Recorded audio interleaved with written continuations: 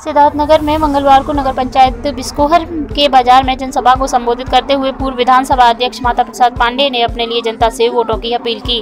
वहीं सपा के वरिष्ठ नेता बब्बू तिवारी ने मीडिया को बताया कि सरकार ने जनता को ठगा है। हिंदू मुस्लिम की राजनीति करके सरकार चुनाव जीतना चाहती है, लेकिन जनता अब जाग चुकी है। अब उनके बहकावे में नहीं आएगी। अगर हमारी सरकार बनती है तो गरीब, मजलूमों व किसानों के हित में हमारी सरकार काम करेगी। बेरोजगारों को नौकरी दी जाएगी, छुट्टे जानवरों से निजात दिलवाई जाएगी, किसानों को फ्री पानी की सुविधाएं उपलब्ध कराई जाएंगी, महिलाओं को गैस सिलेंडर फ्री में दिए जाएंगे। जनता बहकावे में नहीं आएगी। इस बार जनता ने अपना मूड बदल दिया है। इस बार सपा की सरकार बनेगी और भाजपा की झूठी सरकार को उखाड़ फेंकने का काम करेगी। उन्होंने आगे कहा कि भाजपा सरकार के पास कोई योजना ही नहीं है जिसको जनता के बीच में जाकर बता सकें। उन्होंने जो भी वादे किए थे वह एक भी पूरा नहीं कर पाई है। उपस्थित नेताओं के साथ इस कार्यक्रम में कार्यकर्ता भी मौजूद रहे।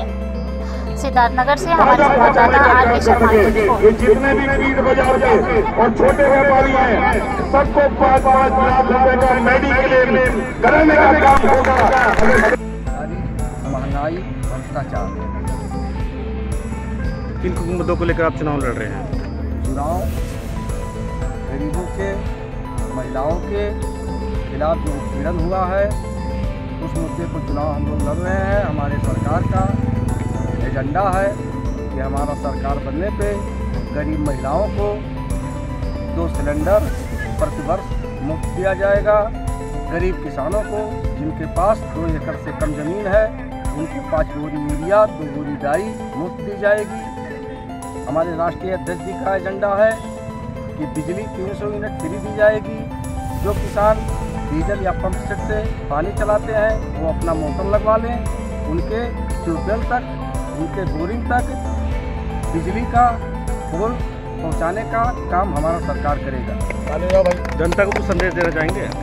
जनता से हमारा यही अपील है कि आने वाले 3 तारीख को, क्योंकि हमारे यहाँ छठे चरण में मतदान होना है, साइकिल वाले निशान का बटन दबा करके माननीय अखिलेश यादव जी को इस प्रदेश का मुख्यमंत्री बनाएं और माता प्रसाद पांडे जी को यहाँ से चुनाव जिताएं। सिद्धार्थनगर जिले की भाजपा और उसके सहयोगी दल की पहली चुनावी जनसभा को भाजपा के राष्ट्रीय अध्यक्ष जेपी नड्डा ने संबोधित किया। रविवार को सौरतगढ़ विधानसभा क्षेत्र के छतहरी ग्राउंड पर आयोजित जनसभा को संबोधित करते हुए भाजपा के राष्ट्रीय अध्यक्ष ने सपा मुखिया अखिलेश यादव पर सीधा निशाना साधा। उन्होंने राष्ट्रद्रोहियों का साथ देने का आरोप लगाते हुए अखिलेश यादव को घेरा है और कहा कि कटघरे में खड़ा करने की कोशिश मौजूदा सरकार को कर रही है सपा सरकार। जेपी नड्डा ने अपने संबोधन में यह भी कहा कि पूर्व में हुई आतंकी घटनाओं में पकड़े गए आतंकवादियों को अखिलेश यादव ने छुड़वाने का प्रयास किया था और कुछ को बाइज्जत बरी भी कर दिया। उन्होंने कहा कि सपा की सरकार सेना और पुलिस की नहीं बल्कि आतंकवादियों के साथ कंधे से कंधा मिलाकर चलने वाली सरकार है। आपको बताते चलें कि रविवार को सिद्धार्थनगर जिले के सौरतगढ़ विधानसभा क्षेत्र के भाजपा और अपना दल के गठबंधन प्रत्याशी वीरेंद्र शर्मा के लिए चुनावी जनसभा को संबोधित करने जेपी नड्डा आए थे। उनकी इस सभा में लाख कोशिशों के बावजूद भी भीड़ नहीं जुट सकी। ज्यादातर कुर्सियां ग्राउंड में खाली ही देखी गई थी। सिद्धार्थनगर से हमारे संवाददाता आर के शर्मा की रिपोर्ट। विरोधी दलों ने खाली कुर्सियों से भरे हुए ग्राउंड को देखकर जमकर चुटकी ली। उन्होंने कहा कि यदि आप जनता में विश्वास जगाकर चल रहे हैं तो आप सरकार कैसे बना पाएंगे।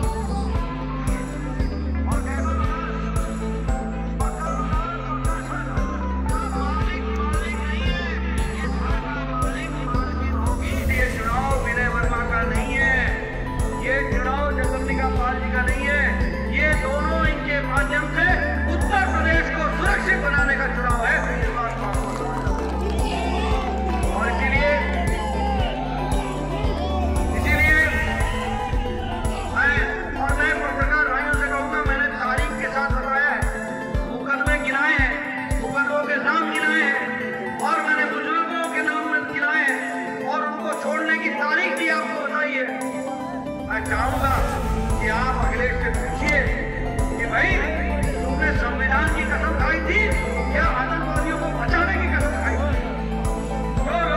जो रक्षक बन जाए, जो रक्षा करने के बदले जनता का नुकसान में पहुंचाए, ऐसे लोगों को राजनीति में रहने का अधिकार है क्या? ऐसे लोगों को राजनीति में रखोगे क्या? इनको आराम दो। ये चांदी के चम्मच के साथ पैदा हुए हैं, आराम दो। ये काम नहीं कर सकते हैं। इनका आतंकवादियों से घोर गहरा रिश्ता है, घोर गहरा।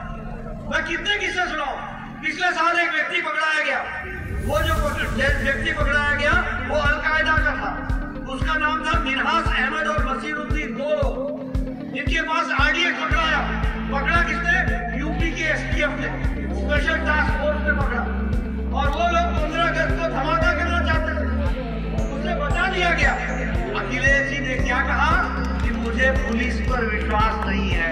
नहीं जनाब, आपको पुलिस पर कहाँ विश्वास होगा?